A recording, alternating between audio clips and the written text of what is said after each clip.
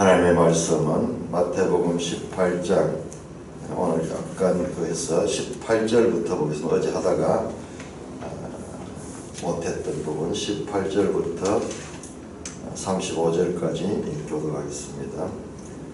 진실로 너에게 이르노니 무엇이든지 너희가 땅에서 매면 하늘에서도 매일 것이요 무엇이든지 땅에서 풀면 하늘에서도 풀리리라. 진실로 다시 너희에게 이르노니 너희 중에 두 사람이 땅에서 합심하여 무엇이든지 구하면 하늘에 계신 내 아버지께서 그들을 위하여 이루게 하시리라. 두세 사람이 내 이름으로 모인 곳에는 나도 그들 중에 있느니라. 그때 베드로가 나와 이르되 주여 형제가 내게 죄를 범하면 몇 번이나 용서해 주리까? 7번 하려오리까? 예수께서 이르시되 너게 이르노니 7번뿐만 아니라 7번을 70번까지라도 할지니라. 그러므로 천국은 그 종들과 결산하려 하던 어떤 임금과 같으니 결산할 때에 10,000달란트 빚진 자 하나를 데려오매 갚을 것이 없는지라 주인이 명하여 그 몸과 아내와 자식들과 모든 소유를 다 팔아 갚게 하라 하니 그 종이 엎드려 절하며 이르되 내게 참으소서 다 갚으리이다 하거늘 그 종의 주인이 불쌍히 여겨 놓아보내며 그 빚을 탕감하여 주었더니 그 종이 나가서 자기에게 100데나리온 빚진 동료 한 사람을 만나 붙들어 목을 잡고 이르되 빚을 갚으라 하매 그 동료가 엎드려 간구하여 이르되 나이가 참아주소서 갚으리이다 하되 허락하지 아니하고 이에 가서 그가 빚을 갚도록 옥에 가두거늘 그 동료들이 그것을 보고 몹시 딱하게 여겨 주인에게 가서 그 일을 다 알리니 이에 주인이 그를 불러다가 말하되 악한 종아 내가 빌기에 내가 너 빚을 전부 탕감하여 주었거늘 내가 너를 불쌍히 여김과 같이 너도 내 동료를 불쌍히 여김이 마땅하지 아니하냐 하고 주인이 노하여 그 빚을 다 갚도록 그를 옥졸에게 넘기니라. 너희가 각각 마음으로부터 형제를 용서하지 아니하면 너희 하늘 아버지께서도 너희에게 이와 같이 하시리라. 하나님 아버지 은혜를 감사합니다. 오늘도 이 아침에 하나님이 사람의 몸을 입고 오신 예수님께서 친히 하신 말씀, 그 말씀을 공부합니다. 진리 성령께서 이 말씀을 바르게 깨달을 수 있도록 성령으로 깨우쳐 주옵소서. 예수님 이름으로 감사하며 기도드리옵나이다. 아멘. 자, 우리 어제 18장 17절까지 했습니다. 무슨 말씀이냐? 형제가 죄를 보고, 자, 이 본문은 18장은 공동체 문화다, 교회에 관한 말씀입니다. 에클레시아,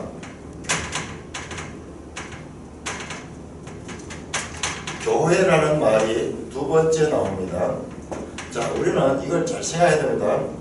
예수님의 입에서 교회라는 말이 처음 나온 16장입니다. 16장. 베드로에게 내가 이 반석에 내 교회를 세우려 했던 그 교회, 그리고 여기 두 번째로 교회가 나옵니다. 교회가 나옵니다. 어떤 형제가 범죄했을 적에 처음에는 1대1로 그 형제와 이야기하고, 두 번째는 두세 사람이 가서 권면하고, 세 번째는 교회에게 말하고, 교회에게 말도 듣지 않거든 이방인과 세리같이 여기라. 그렇게 이게 뭐냐 그러면 교회 안에서의 생활입니다. 교회 생활. 그러니까 예수님의 가르침은 제자들을 가르칩니다. 계속 마태복음 제자들과 예수님이 문답식으로 주고받으면서 제자들은 엉뚱한 이야기를 하고 예수님은 그들에게 바른 말씀을 지도하지만 제자들은 깨닫지 못해요. 그 과정도 제자들을 훈련시키는 거고, 그리고 이 제자들은 궁극적으로는 교회를 세우게 될 사람들입니다.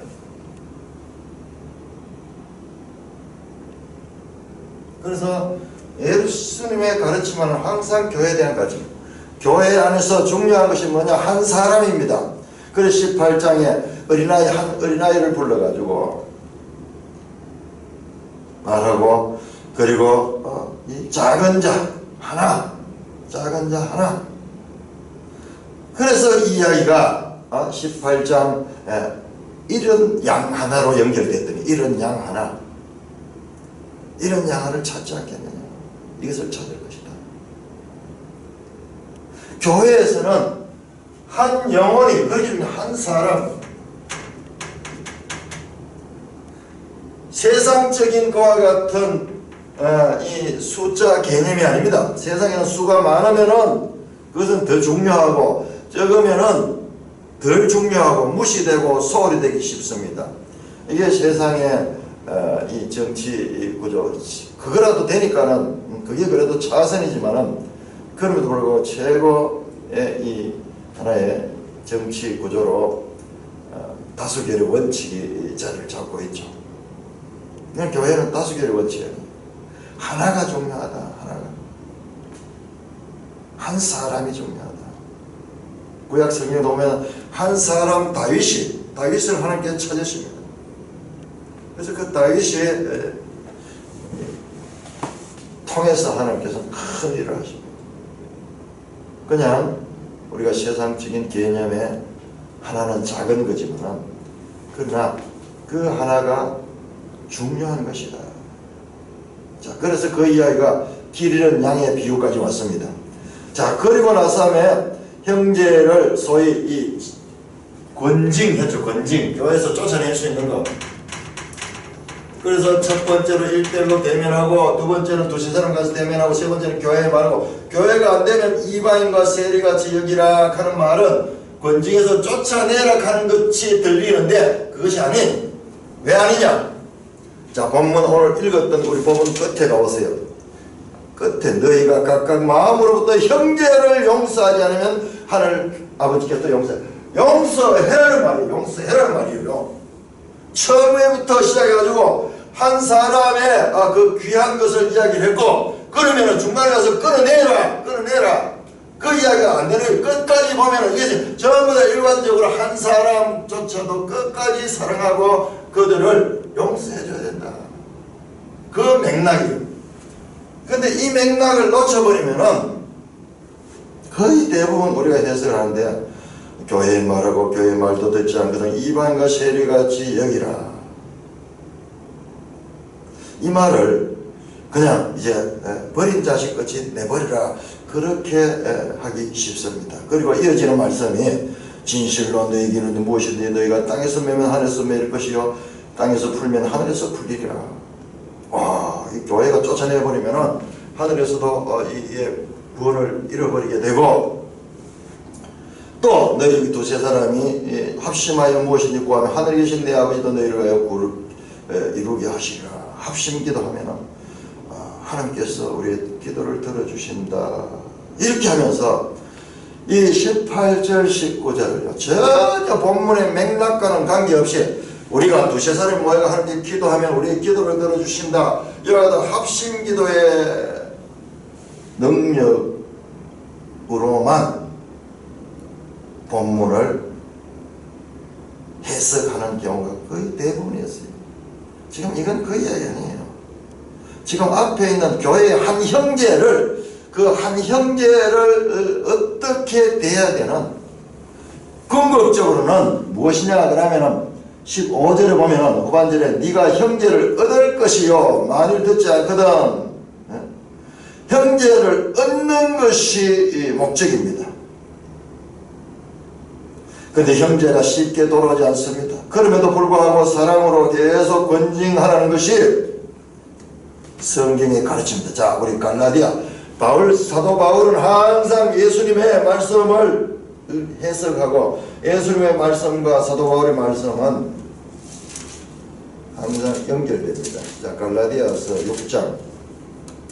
자, 갈라디아 6장. 교회 안에서 이와 같은 범죄한 일이 났을 때 어떻게 되는가? 사도 바울은 이렇게 가르쳐 갈라디아서 6장 1절 형제들아, 사람이 만일 무슨 범죄한 일이 드러나거든 신령한 너희는 온유한 심령으로 그러한 자를 바로잡고 너 자신을 살펴보아 너도 시험을 받을까 두려워하라. 이게 잘라내라 이야기 아니에요. 한두 번, 세 번 하다가 잘라내라 이야기 아니에요. 뒤에 나오는 베드로가 몇 번이나 용서하니까 7번에 7번이라도 용서하라는 말씀이 나옵니다. 그리고 마지막 18장 결론도 형제를 마음부터 용서하라는 말씀인데 우리는 이 맥락을 놓쳐버리면 예수님의 가르침과 정반대의 해석을 하게 되는 거예요. 몇 번 해보고 안 되면 잘라내라. 그리고 교회는 그와 같은 권위가 있다. 잘라낼 수 있다. 교회에서 잘라내면 그가 천국에 들어가지 못하고 그렇게 되면서 메고 푸는 권세를 거기에 메고 푸는 권세. 교회가 메고 푸는 권세를 가지고 있다. 교회가 사람을 구원하기도 하고 죽이기도 하는 그와 같은 권세를 가지고 있다. 그러면서 이것이 로마 가톨릭 교회론의 가장 핵심입니다. 로마 가톨릭에서 교황권이 가진 게 그거예요. 교황이 파문시키면은 그는 지옥이 가는 거예요. 제가 그림을 그렸잖아요. 땅에서 매면 하늘에서 매리라. 이 말씀을 가지고 그린 건데 제가 그 그림을 그릴 때 이 문맥을 전혀 알지 못하고 너무 멋있잖아요. 땅에서 매면 하늘에서 매지고 땅에서 풀면 하늘에서 풀리지는 이와 같은 믿는 자에게는 어마어마한 권세를 가지고 있다. 너무너무 좋잖아요. 우와, 우리가 이와 같은 힘을 가지고 있다. 그러면서 너무 마음에 드는 거예요. 너무. 문맥을 놓쳐버리고 교황권은 이걸 가지고 그래서 교황의 절대 권세입니다. 그렇죠? 자, 이게 언제 나왔습니까? 이 말씀이 16장에서 나와. 16장에서 베드로에게 네가 땅에서 매면 하늘에서 매리라. 자, 우리 16장 다시 한번 들어갑시다. 마태복음 16장. 오늘 본문이 상당히 중요하기 때문에 마태복음 16장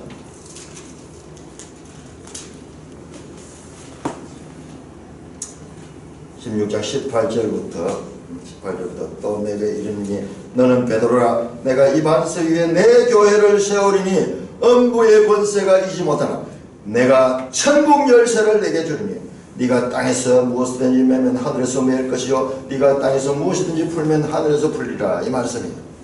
그래서 교황은 베드로를 인다. 베드로가 교황의 수익권이다. 베드로가 1대 교황이고 지금 교황은 260대인가 이렇게 이어진다. 이 천주교의 교리입니다.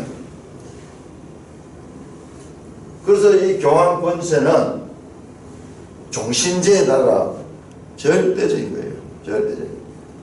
교황의 말은 성경의 말보다 더 권위가 있어요.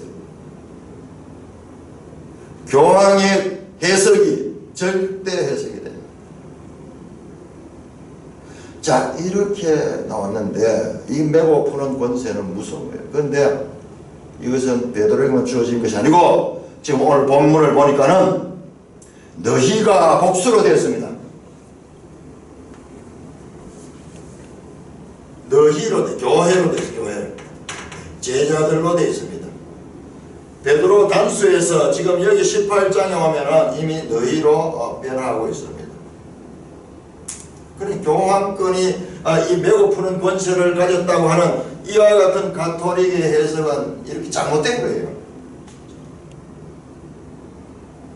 자기들이 보고 싶은 것을 가지고 보고 자기들이 해석하고 싶은 대로 해석하니까 지금까지도 이 해석이 두 장만 지나가면은 이것은 베드로의 권세뿐만 아니라 교회의 권세로 주어지는 건데 교회의 권세로 주어지는 것도 사람을 죽이고 살리는 것이 아니라 사람을 얻는 데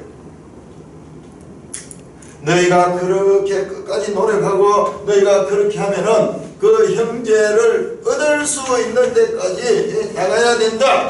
그러면은 세리와 이방인은 뭐냐? 불신자들 버리라. 거의 대부분 그렇게 해석을 하는데요.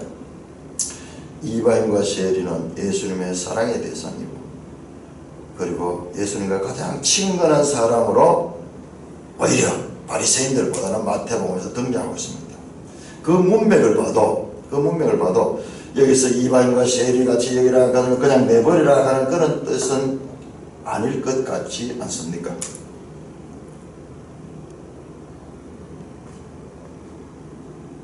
교회가 합심하여 기도하면 하나님께서 들어주는 거 맞습니다. 그러나 이 본문은 그 이야기가 아니에요. 문맥으로 보면은 그 범죄한 형제에 대한 어떻게 처리해야 되는가 그 말씀이에요. 자 18절 진실로 너에게 이르니 진실로가 강조됩니다. 자 19절 또 진실로 다시 너에게 이르노니 이 말씀은요 이 문맥으로 연결됩니다. 같은 내용을 지금 강조하는 겁니다. 19절에 너희에게 이르느니 이므로 이어지는 19절도 일반적으로 합심기도의 증거 본문으로 적용하는데요. 그러나 그것이 전혀 틀린 건 아니지만은 1차적으로 여기서는 그 이야기 아니에요. 본문의 맥락에서는 앞에 나오는 범죄한 형제에 대한 처리와 연관이 되는 내용이에요. 주님을 믿는 교회 공동체가 범죄한 자의 회복을 위해서 하나님께 합심하여 간구할 때 하나님께서 그 회복의 기도를 들어주신다는 것입니다. 권징에는 말씀의 권위와 함께 간절한 기도가 요청된다는 것입니다. 자, 이것을 우리가 더 확인할 수 있는 건요. 16절을 보시면은 16절에 보면 두세 정인의 입으로 말마다 확정하라 그랬죠. 근데 20절에 보면은 두세 사람이 기도하면은 두세 사람이 모인 곳에 내 입으로 모인 나도 그들 중에 있다. 문맥으로 봐도 이것은 단순히 합심기도의 능력을 이야기하려 권징에 관한 그냥 몇 번 이야기하고 안 된다고 해요 잘라내버리라 그 이야기 아니고 끝까지 이 말씀으로 훈계하면서 기도하면서 합심해서 그 형제를 위하여 기도해야 된다. 사도 바울도 그렇게 했잖아요. 오히려 그 범죄한 자들을 보고 너 자신을 살피는 기회로 삼아야 된다. 그리고 이어지는 내용 한번 보세요. 이 21절 그때 베드로가 나와 이르되 주의 형제가 죄를 범 몇 번에 용서하여 주리까 지금 이야기잖아요. 그러면은 범죄한 형제에 대해서 우리가 얼마나 용서를 해야 됩니까? 주님은 여기서 용서를 이야기하고 있지 여기에서 잘라내버리라 몇 번 해도 안 되면은 그냥 쫓아내버리라 그 뜻이 아니라는 것을 우리가 여기서 알 수 있습니다. 교회가 바른 권징을 시행할 때 메고 푸는 것이 하늘에서도 메고 푸는 것이 됩니다. 하나님의 말씀에 순종하는 두세 사람이 모이면 주님도 함께 계십니다. 메고 푸는 권세는 베드로에게 주어졌고 본문에서는 너희 복수 제자들에게 주어지고 있습니다. 이는 베드로의 기초적인 권위가 전체 제자 공동체에게로 확장되는 것을 나타내고 있는 것입니다. 그리고 이 본문 자체가 18장 자체가 교회 공동체에 주시는 말씀입니다.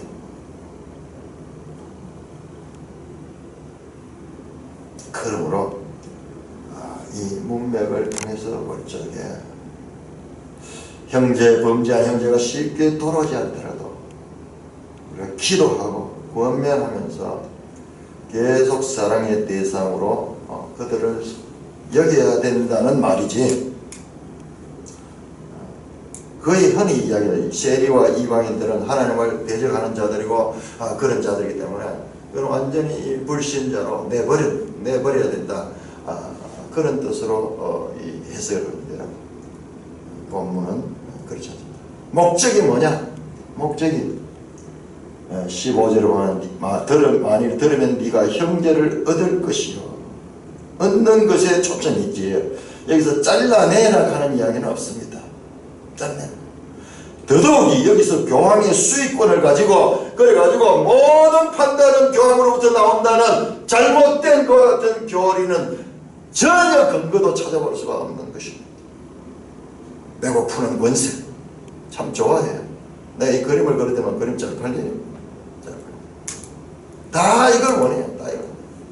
그림 그리는 사람도 문맥을 몰랐고 사는 사람들도 지금 뭐냐? 내가 이런 권세를 가지고 있다. 이 목사가 이런 권세를 가지고 있다. 뭐 이런 어떤 이 말씀의 문맥이 아니라 자기 생각을 강화하기 위해서 그 그림을 이용하려고 샀을지도 몰라요. 그런 것 같아요. 사는 분들도 내가 보니까. 권징의 정신은 사랑입니다. 권징의 목적은 회복입니다. 권징의 단계를 따라 죄인이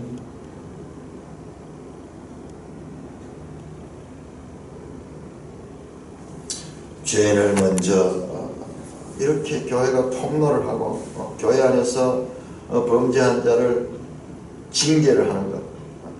우리 거의 이걸 하는. 그래서 교회 권징에 보면 마지막 출교하는 거예요.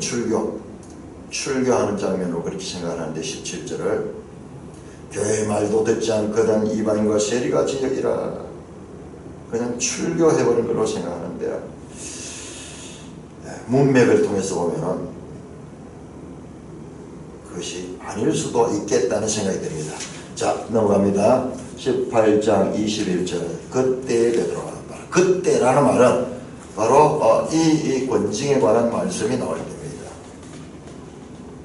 주님의 말씀의 뜻은 계속 용서하라는 뜻이었던 것 같아요. 그러니까 베드로가 그러면 형제가 죄를 범하면 맞잖아요. 범죄한 형제에 대한 말이잖아요. 몇 번이나 용서해. 주님은 끊임없이 용서해 주라고 말씀하시는 것 때문에 베드로가 이렇게 질문하는 거예요. 몇 번이나 용서해 주리까? 7번까지 하니까 보통 이 당시에는 3번 정도, 3세판 정도 그것이 일반적인 그와 같은 랍비적 유대교의 가르침입니다. 그럼 베드로는 7번은 그 2배 이상 넘네. 2배 이상.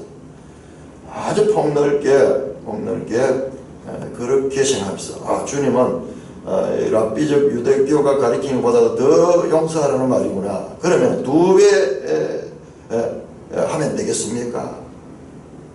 그러면은 내가 잘하는 것이 않습니까? 라는 그런 뜻을 가지고 질문합니다. 그때 예수께서 이랬을 때 너희 7번뿐 아니라 7번을 70번까지로 할지로다. 베드로의 질문에는 자부심이 있습니다. 보통 보편적으로는 3번 가는데 7번 하니까는, 그러나 주님은 베드로의 말을 받아서 7번 아니라 7번을 70번까지라도 하자. 자, 우리 제자들의 이 생각과 주님의 생각에 늘 이와 같은 차이가 납니다. 늘 이 차이. 베드로만이 아니고 우리와 마찬가지.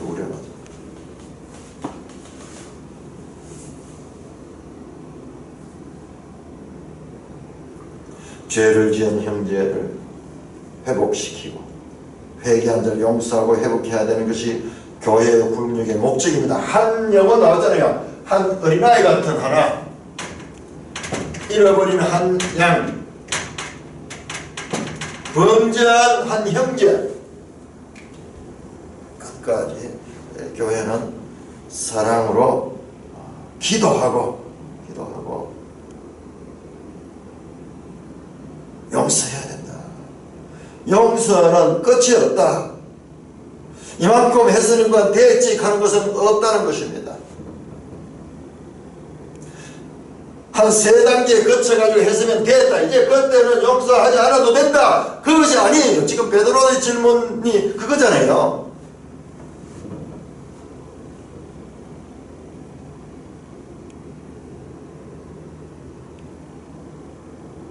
일곱 번을 70번까지로 할지라. 7번을 70번은요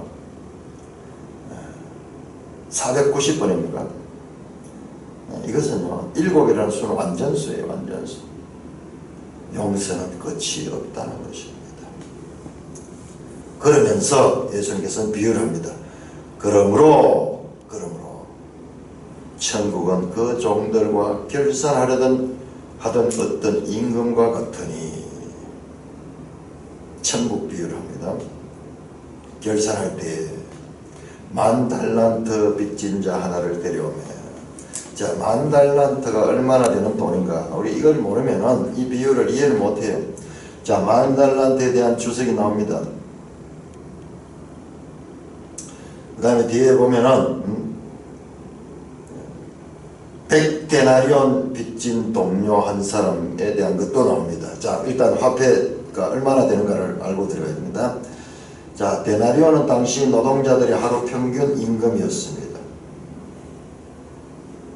1달란트는 6,000데나리온입니다. 즉, 한 노동자가 20년 동안 아무것도 쓰지 않고 못해야 되는 큰 금액입니다.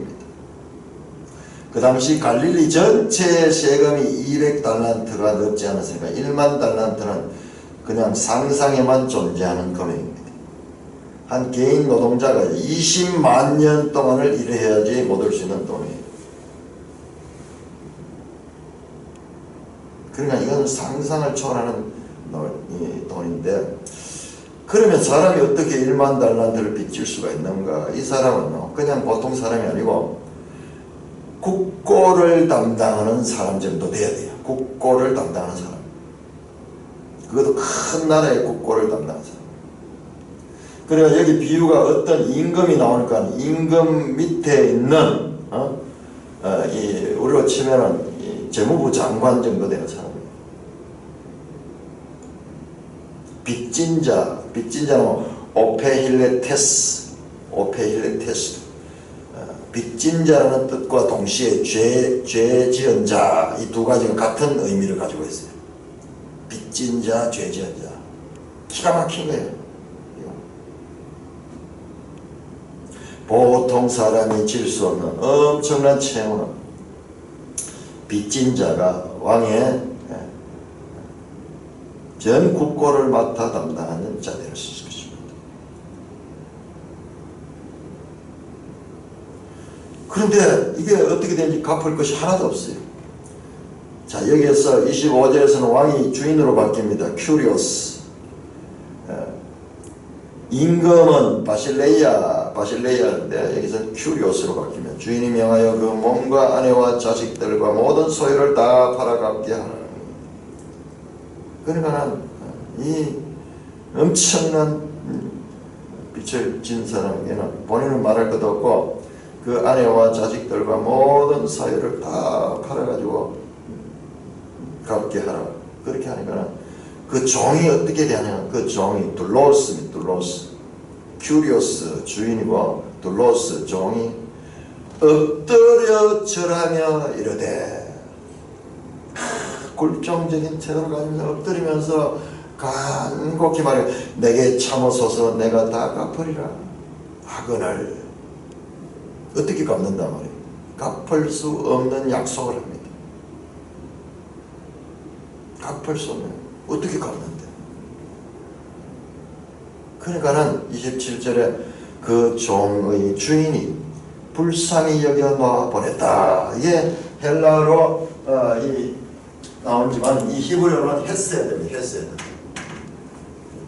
암호같이 나오죠. 암호같이 헤세드. 구약 성경에 하나님의 사랑, 긍휼이죠. 긍휼이라는 말이 오히려 더 있죠. 긍휼은 불쌍히 여깁니다.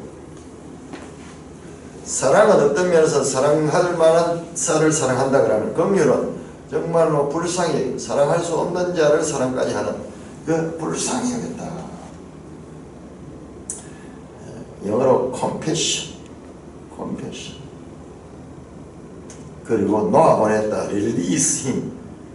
불쌍히 여기서 그를 풀어줬다. 해방시켜줬습니다. 그래서 그 빛을 탕감하였다. 포기고 다 용서해줬다는 거예요. 이 원어를 보면요, 이게 지금 탕감이 용서예요. 용서. 그러니까 이 비유와 지금 이 문맥이 지금 기가 막히게 들어받는 거예요. 범죄한 자는 빚진 자고 탕감해줘. 자, 그러자 이와 같이 큰 용서를 받았습니다. 주인의 불쌍히 여김 때문에.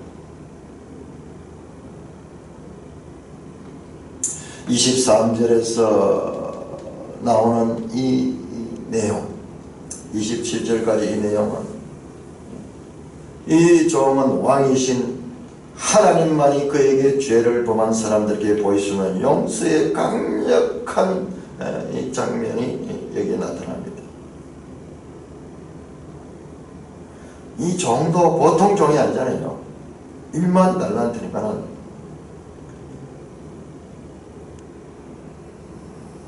하나님과 인간의 관계, 인간.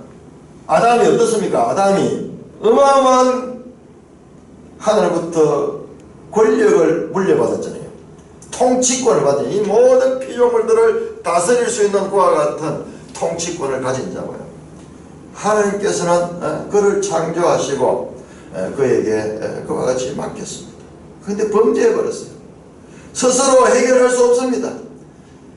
그것을 불쌍히 여겨서 스스로 해결할 수 없는데 하겠다 그래요. 소유를 내가 용서해서 내가 갚겠다 그래요. 그러나 그가 갚지 못할 것을 알면서도 그를 불쌍히 여겨서 용서해주고 탕감해줬습니다. 탕감해줬습니다. 하나님과 그 인간의 이 관계입니다. 자, 그런 다음에 이 종이 어떻게 했냐? 그 종이 나가서 이렇게 탕감받고 노임을 받아서 엄청난 이제 은혜를 받게 되었습니다. 나가서 자기에게 100데나리온 빚진 동료 한 사람을 만났습니다. 100데나리온, 1데나리온이 노동자, 오늘날 우리 돈 치면 뭐 일당에 한 8만원 친다 그러면 큰 돈이 800만원, 800만원. 800만원 빚진 동료 한 사람 같다. 자, 여기에 동료입니다, 동료. 자, 앞에서는 왕과 임금과 종, 그리고 주인과 이 종의 그와 같은 관계였고, 여기는 동료입니다. 서로 대등한 관계, 동료 관계인데 100데나리온 빚진 동료 한 사람 만나면 붙들어 목을 잡고 이르되, 임금이 용서하는 것과 달리 이는 붙들어가지고 목을 잡고 멱살을 잡고 흔들었던 것 같아요. 폭력을 행하면서 빚을 갚아라 하며 그 동료가 엎드려 간구하여 이르되 나에게 참아주소서 갚으리라. 갚기는 갚는데 좀 참아주소서. 그렇게 그 동료도 똑같이 엎드려서 간구합니다.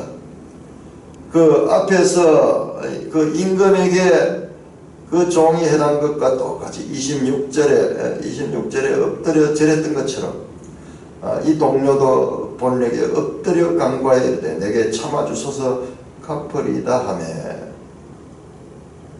30절에 허락하지 않았다. 다릅니다. 상황은 지금 같은데 지금 대하는 것은 임금이 그 이 신하에게 대하는 것과 전혀 다릅니다. 그 동료가 동료에게 대하는 것이 허락하지 아니하고 이에 가서 그가 빚을 갚도록 옥에 가두거늘 옥에 가두어 버렸어요.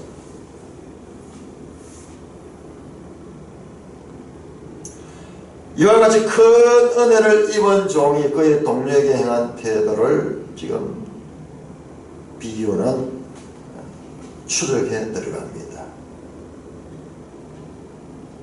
상상할 수 없는 큰 빚을 탕감받은 종은 그토록 많은 용서를 받은 것에 대한 기억을 완전히 잊어버리고 오히려 극단적인 태도로 동료의 목을 조르면서 육체적으로 가해하며 노예로 판 것이 아니라 오히려 그를 감옥에 가두어 버립니다.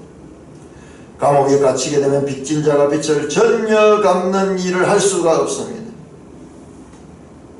이 같은 극단적인 행동은 동료들에게 알려질 정도로 매정하고 가혹했습니다.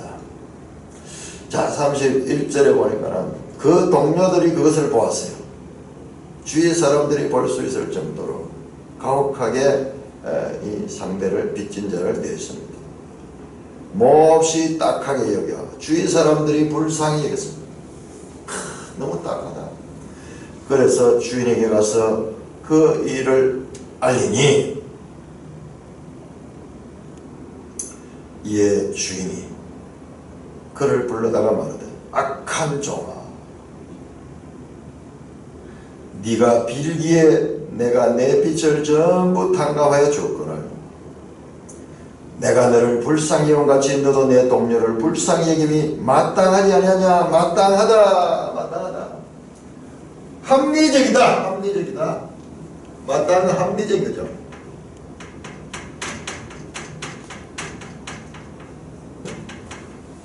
너가 그와 같이 그 큰 은혜를 입어서 너도 내 동료에게 행하는 것이 마땅한데 주인이 노하여 그 빚을 다 갚도록 그를 옥졸에게 넘기니라.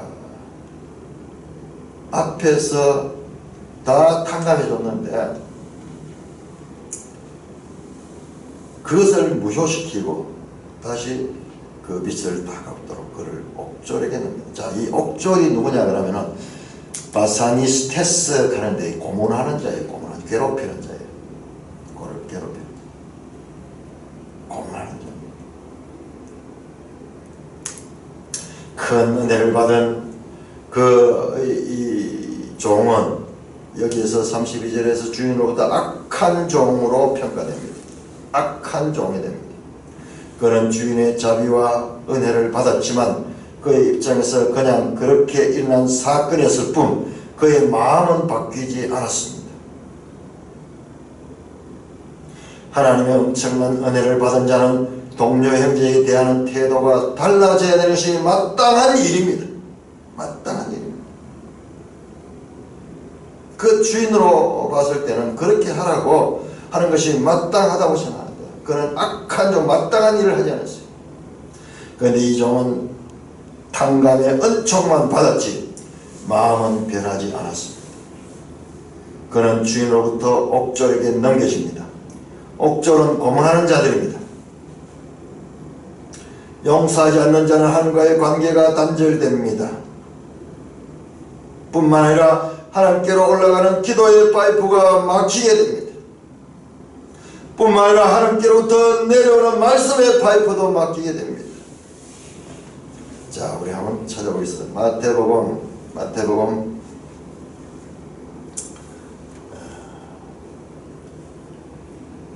5장 7절.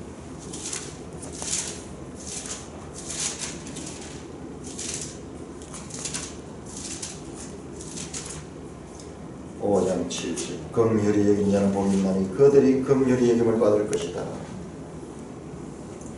6장 14절.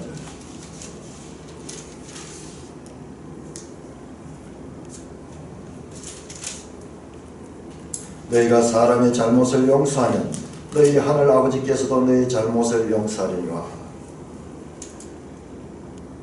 자, 용서. 하나님께로부터 받은 용서를 용서해야 되는 것이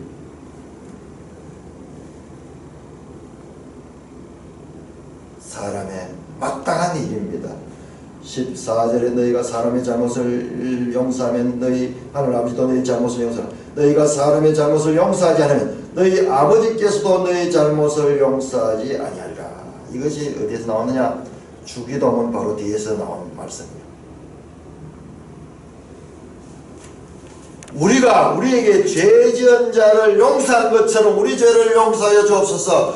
참 이게 이해되지 않는 본문이에요. 조건이 먼저 있어요. 조건, 우리가 먼저 해야지. 조건이 있어야지. 그렇게 하나님께서 우리에게 해결해 주신다는 말이에요. 우리 봤잖아요. 성경의 모든 가르침은 조건이 아니고 하나님의 일방적인 은혜잖아요. 은혜. 조건이 있어야지 은혜를 받는다. 우리가 우리에게 죄 지은 자를 사하여 준 것처럼 우리도 사하여 주옵소서. 그렇게 기도하잖아요. 이게 지금까지 우리 가르침과 전혀 달라요. 모든 것은 조건 없이 무조건적인 하나님의 일방적인 은혜. 은혜는 조건 없이 주는 것이 이 은혜인데 이 용서 부분에서는요 계속 그렇게 되어 있어요. 그러면서 참 이 패션 마크가 있는 부분이 있어요. 이 부분은 조건이 달라요. 용서해야지 우리를 용서하옵소서. 그렇게 말합니다. 자, 야고보서 2장.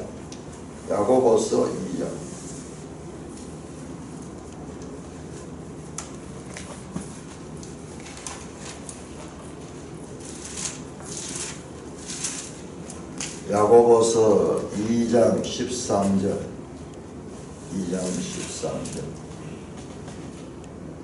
긍휼을 행하지 아니하는 자에게는 긍휼 없는 심판이 있으리라.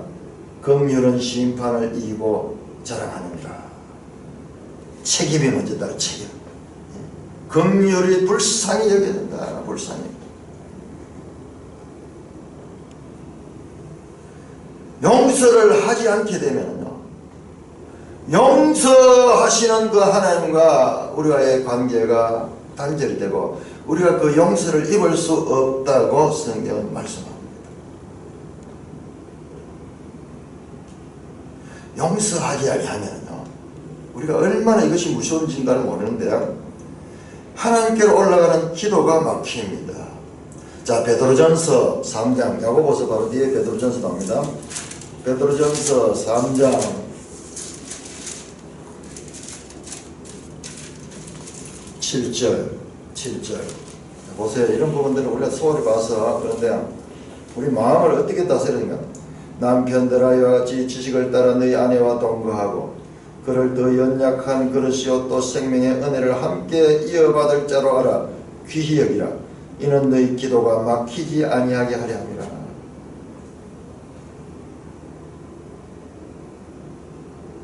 관계가, 부부관계, 인간관계가 제대로 되지 아니하면은 기도가 막힙니다. 기도가 막힙니다.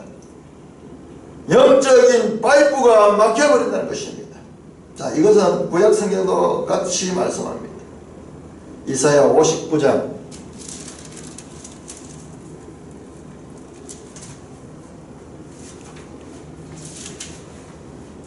이사야 59장 1절 2절.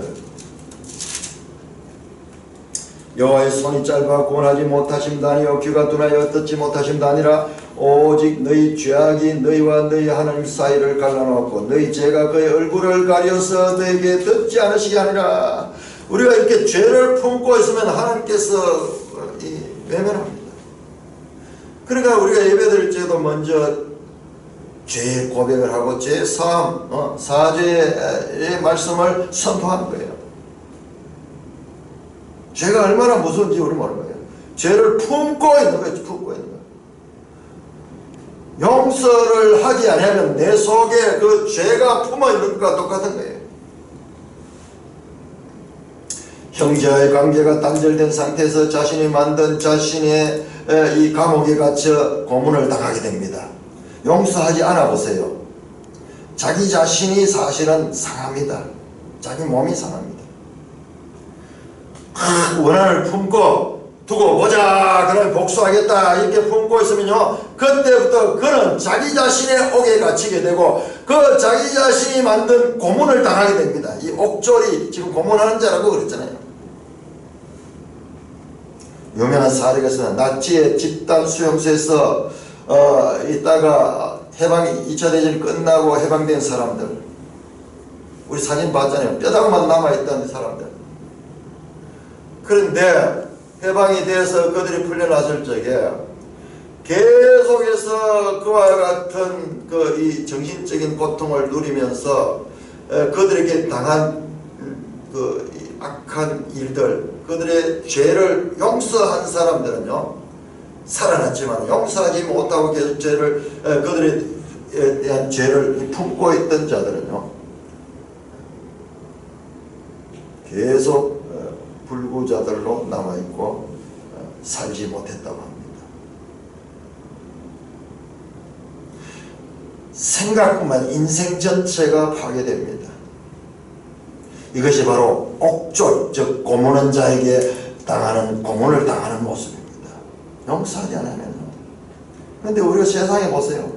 세상은 복수심을 가지고 끝까지 그 복수심을 가지고 야망을 가지고 있다. 나중에는 그 복수를 하는 것이 이 해피엔딩으로 끝이 나는 것 같은데 그건 사탄의 가르침.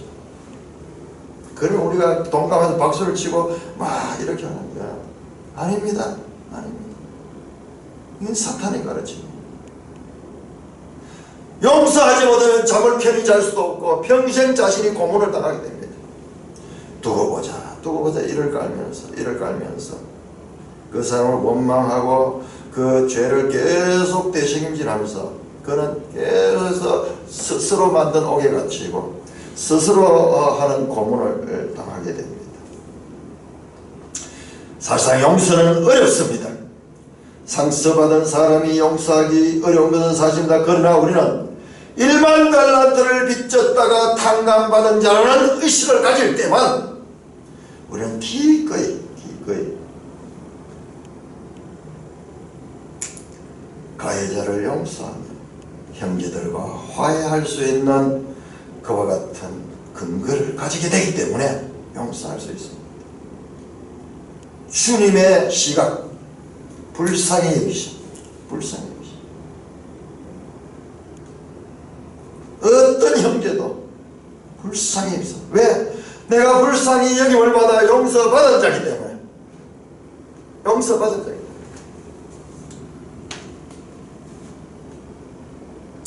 자, 베드로전서 2장 10절하고 베드로는 그러면 어떻게 변했는가? 7번 용서하면 됩니까? 했던 이 베드로가 어떻게 변했는가? 베드로전서 2장 10절입니다. 2장 10절. 이렇게 연결해서 보면 너무 재밌잖아요, 성경이. 야, 이때 이 베드로는 베드로전서에서 어떻게 이 부분을 이야기할 수 있을까? 베드로전서 2장 9절 10절 유명한 말씀입니다. 그러나 너희는 택하신 족속이요 왕같은 제사장들이요 거룩한 나라요 그의 소유가 된 백성이니 이는 너희를 어두운 데서 불러내어 그의 귀한 빛에 들어가시니 아름다운 덕을 선하라. 이만큼 놀라운 이 복을 받은 자들, 용서를 받을 뿐만 아니라 너희가 전에는 백성이 아니더니 이제는 하나님의 백성이요 전에는 궁유를 얻지 못하니 이제는 긍휼을 얻은 자들아. 이와 같은 하나님의 긍휼을 받은 자에게 우리는 무한한 용서를 해야 된다. 용서에는 끝이 없다. 1단계, 2단계, 3단계가 3번 정도, 7번 아니라 우리의 용서는 하나님의 큰 용서를 받았기 때문에.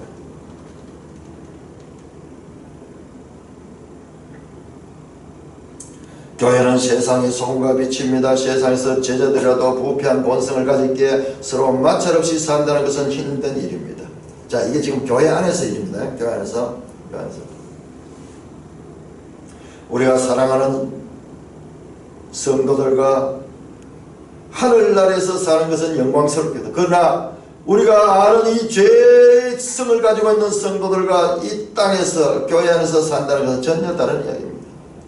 그럼에도 불구하고 교회 공동체가 서로 사랑하며 시기심과 경쟁심을 가지고 교만을 부리지 말고 겸손하게 서로 섬기면서 아름다운 대한사회가 이 교회 공동체임을 우리가 보여줘야 됩니다.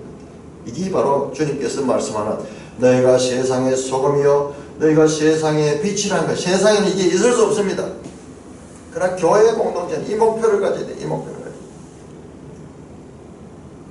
범죄한 자를 또는 소자, 어린아이 같은 작은 자를 실족하게 하지 말고 영접하며 이런 자를 찾으며 범죄한 자를 사랑으로 권징하며 회개하기 위하여 기도하고 그들을 용서하면 이 땅에 하나님 나라의 모습이 드러나는 것입니다.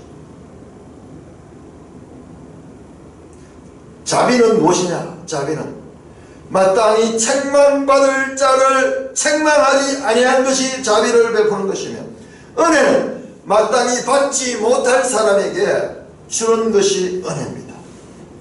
이것이 예수님의 천국의 삶의 중심 원리입니다. 자, 18장 전체는요, 우리가 이게 놓치지 말아야 되는데 바로 교회 공동체에 관한 말씀입니다. 자, 매일성경 해설 보세요. 매일성경 해설 큰 제목 밑에 보면은 공동체 안에서 죄를 범한 형제에 대한 권면과 징계에 관한 문제입니다. 이 교회 문제예요. 교회 문제. 자, 여기에서 아주 중요한 또 하나의 우리가 여기에서 오해가 있을 수 있는 것이 있습니다. 자, 비유는요. 비유는 항상 그렇습니다. 비유는 한 단면입니다. 비유를 가지고 모든 걸 적용시키면 안 됩니다. 여기서 이 비유를 적용시키면 이게 우리 구원 문제와도 연결이 돼가지고 큰 오해를 불러올 수 있습니다. 자, 1만 달란트 탕감받은 자는 이 구원으로 치면 구원받은 자입니다. 자, 그런데 그가 나가서 책임적인 행동을 하지 못했기 때문에 이 구원이 취소됐습니다. 구원이 취소됐습니다. 자, 여기에서 말하는 것은 이것이 아닙니다. 이것은 우리가 한번 받은 구원은 칭의라고 합니다. 칭의. 칭의는요, 영원한 것입니다. 칭의. 의롭다함을 받고. 그 다음에 성화의 과정인데, 물론 이 성화와 칭의는 서로 연결되어 있습니다만 성화의 과정인데, 우리가 이 과정에서는 여러 번 넘어지기도 하고 쓰러지기도 합니다. 자, 18장 21절 보면 몇 번이나 용서하여 주리까? 몇 번이나 용서하여 주리까? 지금 이것은 뭐냐 그러면요, 이것은 생활에 관한 문제예요. 생활에 관해서는 우리는 여러 번 넘어졌다가 일어날 수도 있습니다. 이것은 우리의 이 구원에 비유하면은 우리의 성화의 과정에서 신자 안에 내재하는 죄 때문에 우리가 완전하지는 못하더라도 지속적으로 이 성장할 수는 있지만은, 그러나 우리 속에 내재하는 죄 때문에 완전할 수는 없다. 완전할 수 없다. 하면은 좋겠죠. 완전하면 좋겠죠. 그럼에도 불구하고 이미, 그러나 아직의 이 시대 속에 우리가 잡혀 있습니다. 그래서 이 본문을 가지고 구원의 칭의로 이렇게 해석하게 되면 큰 오해를 하게 됩니다. 큰 오해. 여기서는 뭐냐? 주제가 용서입니다. 용서.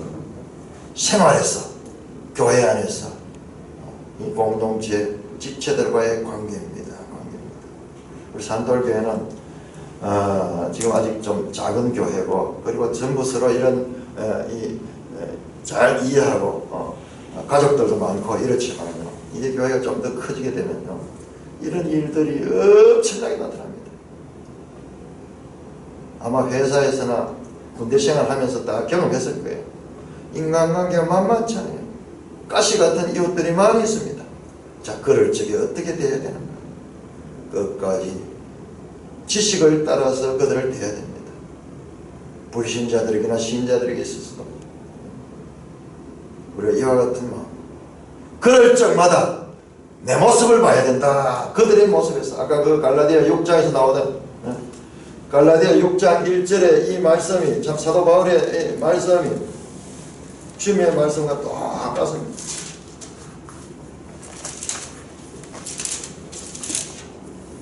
형제들아, 사람이 만일 무슨 범죄한 일이 드러나는 신령한 너희는, 이게 영적인 사람입니다. 영적인 사람 어떻게 하냐? 온유한 심령으로 그런 자를 바로잡아 온유하게 그들을 대하고 너 자신을 살펴봐 너도 시험을 받을까? 그 형제의 모습에서 내 모습을 보게 되면 내가 긍휼히 여길 수 있습니다. 그리고 우리가 큰 용서를 받은 자이기 때문에 온유한 마음으로, 주님이 우리가 죄를 범할 때마다 주님께서 우리에게 이렇게 징계하고 책망했다면 살아남을 자가 아무도 없어요. 우리가 큰 은혜를 받은 1만 달란트 탕감을 받은 자들은 그와 같은 생각을 늘 마음같이 깊이 새기고, 지금 여기 나오는 조언 그렇잖아요. 그 어떤 은혜를 받았음에도 불구하고 그것이 마음까지 전해지지 않았어요. 자, 보세요. 제일 마지막 35절 결론입니다. 18장의 결론은 너희가 각각 마음으로부터 형제를 용서하지 않으면 나의 하늘 아버지께서 너희에게 이와 같이 하시리라. 마음으로부터 용서하라. 참, 마태복음에서 유일하게 모든 것은 하나님의 은혜입니다. 은혜로 되주는데 이 용서 부분에서는요, 조건이 먼저고 은혜가 나와요. 은혜가 나와요. 사실 이것도 알고 보면은 우리가 큰 은혜를 받았다 하는 것이 전제가 되는 거죠. 그러므로 보이지 않는 큰 은혜를 받은 우리는 책임적으로 그와 같은 용서에서 상대방에 대해서도 온유한 심령을 가지고, 그리고 내 자신의 모습을 보고 거기에서 이 말씀을 따라서 한 자가 존 녹슨이에요. 존 녹슨. 그럴 수 있는 우리가 이런 부분은요 교회 시대의 현재적인 과제예요. 과제. 우리가 많은 지식도 중요하지만요 이거는 우리에게 지속적으로 주어지는 성화의 과정에서의 과제입니다. 그래서 이게 지금 교회에 가르치는 교회. 제가 늘 이야기하잖아요. 이 교회 시대는 핵심 과제가 뭐냐? 우리의 마음 문제는 마음 문제야. 마음에 중요한 것은 죄 문제, 용서 문제, 이 전부 이런 거예요. 이런 부분. 여기에 대해서는 우리가 세상 사람들과 완전히 다른 그와 같은 지식을 가지고 있고 또한 훈련을 받았어. 이걸 알게 되면 이제 끊임없이 이런 문제가 나올 때마다 때로는 우리가 불같이 불이 붙듯이 확 타올라가지고 죄를 짓기도 하겠지만은 지식이 있으면 돌아서서 깨닫습니다. 내가 그때 이렇게 다녔구나. 그래서 우리 마음의 전문가가 되는 것이 교회 시대의 성도들입니다. 이거는 우리에게 현재적인 과제입니다. 구약 성경의 땅을 차지하고 그리고 왕이 되고 이 나라를 통일시키고 그와 같은 보이는 그와 같은 성전을 짓고 성벽을 완성하고 이러한 것들은 궁극적으로 우리의 마음의 성전과 성벽을 짓는 그와 같은 현재적인 우리의 보이지 않는 마음 문제를 보여주는 그와 같은 좋은 것들을 생각하고 마음으로부터 용서할 수 있는 그것이 바로 교회 공동체다라는 것을 분명히 인식해야 될 것입니다. 찬송가 276장